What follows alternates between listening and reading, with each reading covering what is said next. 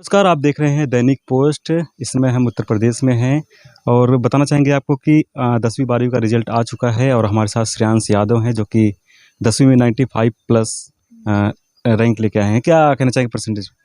Sir मेरे percentage बहुत अच्छा है। मैं इस प्रतिशत का श्रेय अपने माता पिता गुरुजनों आदि को देना चाहता हूँ, जो मेरे इस प्रतिशत को दिलाने में बहुत ही कड़ी मेहनत की। किस तरह से पढ़ाई करते थे आप? अब जब स्कूल से आने के बाद घर पर रात 10 बजे तक पढ़ता था। सुबह 4 बजे से फिर 6 बजे तक पढ़ता था, उसके बाद 9 बजे से स्कूल जाता था। कितने घंटे पढ़ाई करते थे? सर स्कूल से आने के बाद 4 से 5 घंटे तक। और ये मतलब कोचिंग वगैरह कहीं पे किए थे, कैसे डायरेक्ट? सर कोचिंग किए थे, यहाँ बगल में है, स्कूल के बगल। जो आपके साथ जो मित्र सहपाठी थे उनका किस तरह से रिजल्ट आया? उनका भी रिजल्ट 82, 83, 84 तक आया है। अपने फ्रेंड सर्कल में सबसे ज़्यादा आपका ही? Yes sir. तो कितना कितना है टोटल? सर हमारा सर जी मेरा 95.33 है। तो आपका आगे का टारगेट किस तरह से है कि मेरा टारगेट, मैं इस बार इंटर में सब मैथ लिया हूँ। मेरा टारगेट है मैं इंजीनियर बनना चाहता हूँ। तो गुरुओं को क्या कहना चाहेंगे जिस तरह से आपने रैंक लाया है, स्कूल का नाम रोशन किया है, एक जिले में टॉप 10 में आपका रिजल्ट आया है? सर गुरुजी मेरे इस सफलता में अपने अहम योगदान दिए। जब भी गुरुजी खाली होते थे तो मुझे बुलाते थे पढ़ने के लिए। जब पेपर होने से बोर्ड का कुछ दिन बाकी था तो मैं उनके घर जाता था पढ़ने के लिए। जब वे खाली होते थे तो मुझे 2 से 3 घंटे पढ़ाते थे। मतलब 2 से 3 घंटे टोटल, मतलब कितने घंटे पढ़ाई करते थे आप? सर टोटल में जब कुछ दिन जब विद्यालय बंद हो गया था तो जब पेपर नज़दीक था तो मैं सर 7 से 8 घंटे तक। 7 से 8 घंटे तक। वो टाइमिंग क्या रहती थी आपकी जिस वक्त आप पढ़ते थे? तो सुबह पढ़ते थे 6 से 8 बजे तक, फिर सर चले जाते थे सर के वहाँ पढ़ते थे 3 से 4 घंटे, 3 बजे तक पढ़ते थे। 10 बजे से जाते थे, फिर उसके बाद घर पर आते थे। फिर शाम होने से पहले फिर पढ़ते थे 10 बजे तक, रात तक। तो परिवार वालों का किस तरह सपोर्ट था जब आप पढ़ाई कर रहे हैं? तो परिवार वाले, जब मैं पढ़ाई करता था तो मेरी मम्मी तथा पापा देखते थे कि मैं पढ़ रहा हूँ कि नहीं। और सर जब मैं पढ़ता था तो मुझे जब मैं पढ़ता था बार बार देखने आते थे मैं पढ़ रहा हूँ। मतलब जब ये रिजल्ट आया तो आपको क्या अनुमान था पहले से, आपने दे दिया था? मेरा अनुमान था कि मेरा रिजल्ट अच्छा आएगा। इतना मतलब उम्मीद नहीं थी जितना आ गया है? उम्मीद तो थी सर 94, 95, 93 तक, 94 तक। हाँ। Yes sir. इतनी उम्मीद थी आपकी लगन। तो ये थे श्रेयांश, इन्होंने 95 प्लस % से आज उत्तर प्रदेश का नाम रोशन किया है और हम श्रेयांश के घर पे हैं। ये आपको घर दिखाना चाहेंगे, श्रेयांश का घर है। इनके माता पिता से भी हम मिलेंगे कि उनकी क्या प्रतिक्रिया है जब बेटे ने इस तरह का नाम रोशन किया है और ज़िले का ही नाम पूरा रोशन किया है। इनके पिताजी से भी मिलेंगे, पिताजी का इनका क्या कुछ कहना है, क्या रिस्पॉन्स है, कैसा रिएक्शंस है। बहुत बहुत धन्यवाद आपका चैनल पर। क्या कहना चाहेंगे आज आपके बेटे ने जिस तरह से रैंक ला?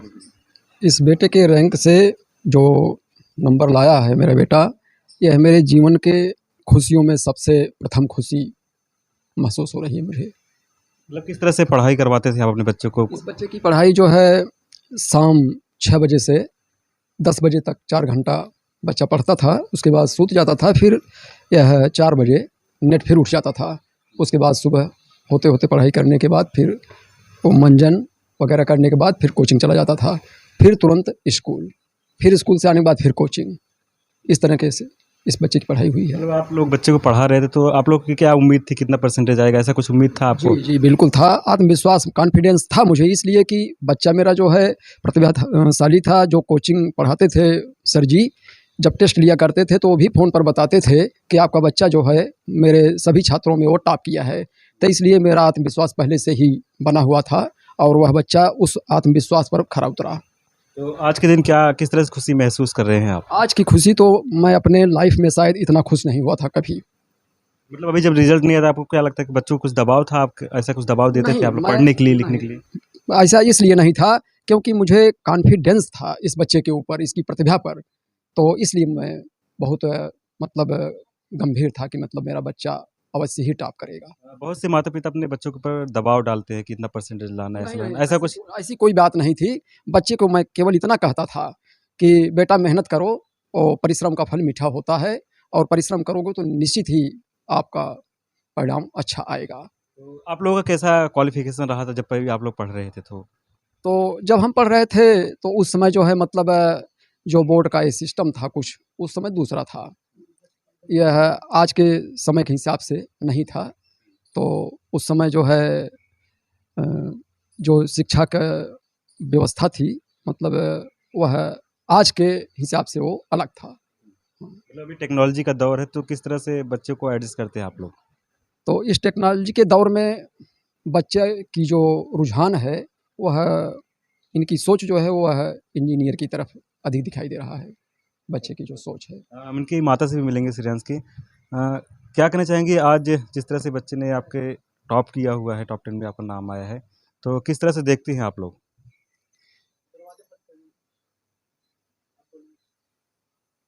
सर हमें अपने बच्चे के मतलब 95% आने पर इतना गर्व नहीं है, लेकिन हम मतलब गर्व है भी और नहीं भी है। मैं इतना खुश हूँ मतलब नहीं हूँ कि मतलब आज के आ जाने से मतलब मैं अपने बच्चे को इस प्रकार से मतलब अभी भी बता रही हूँ कि इतना आने से अभी सब कुछ बन नहीं पाए हो आप।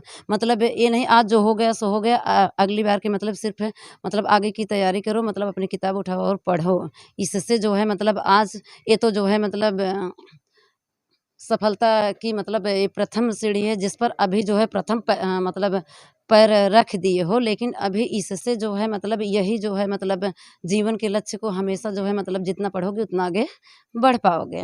मतलब हम तो मतलब इस पर इतना सफल हुआ है, मैं उस पर मुझे कोई मतलब उस पर मुझे कोई खुशी नहीं है। मैं यही सोचती हूँ कि मतलब सिर्फ मेहनत करो और आसमान की इतनी शिखर ऊंचाइयों को छुओ जिससे कि जो है मतलब हमारा नाम बेटा जो है भविष्य में मतलब ऊंचा कर जाओ।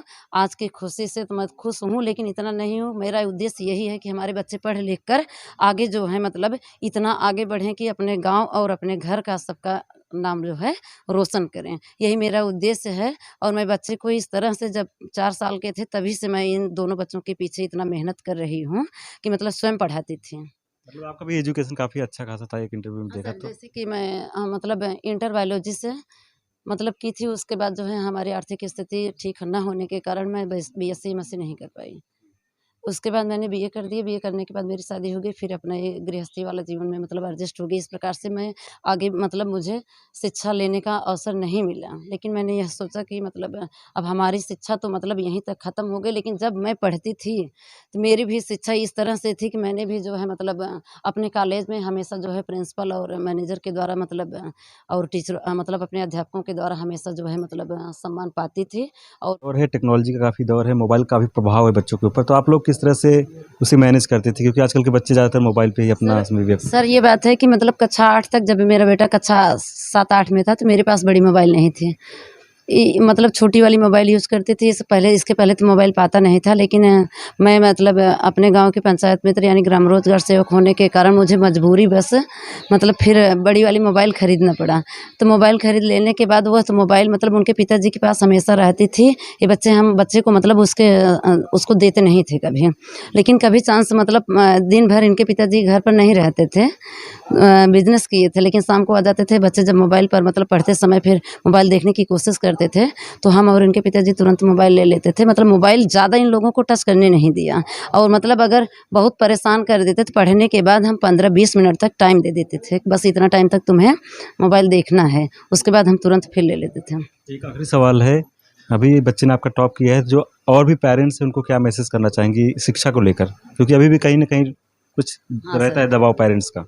हाँ सर, जैसे बच्चों को मतलब दबाव देकर तो नहीं पढ़ाया जाता, लेकिन बच्चों को हमेशा उनको जो है एक्साइटेड किया जाता है कि मतलब तुम्हें अपने भविष्य में मतलब ऐसा पढ़ो, ऐसे आगे बढ़ो, किस ढंग से पढ़ो कि मतलब भविष्य में जो है तुम्हारा उज्जवल हो जाएगा। मोबाइल देखने पर तो कुछ होगा नहीं, उसकी लाइन मतलब इसलिए जो है अपने मतलब भविष्य की तरफ केयर करो कि मतलब अपने क्वेश्चन को पर्सनली तैयार करो, और उसके बाद जो है मतलब फिर उसका मतलब 2-4 दिन के बाद रिवीजन किया करो, क्योंकि एक्सरसाइज मायने रखती है। इसलिए जो है मतलब अपने मतलब ये मोबाइल पर ध्यान मत देकर पढ़ाई पर ध्यान दो, लेकिन बच्चे को हर समय जो है मतलब उनके माता पिता को हमेशा जो है मतलब देख रेख करनी चाहिए, क्योंकि अगर माता पिता देख रेख नहीं करते हैं तो बच्चे जो हैं पढ़ नहीं पाते हैं।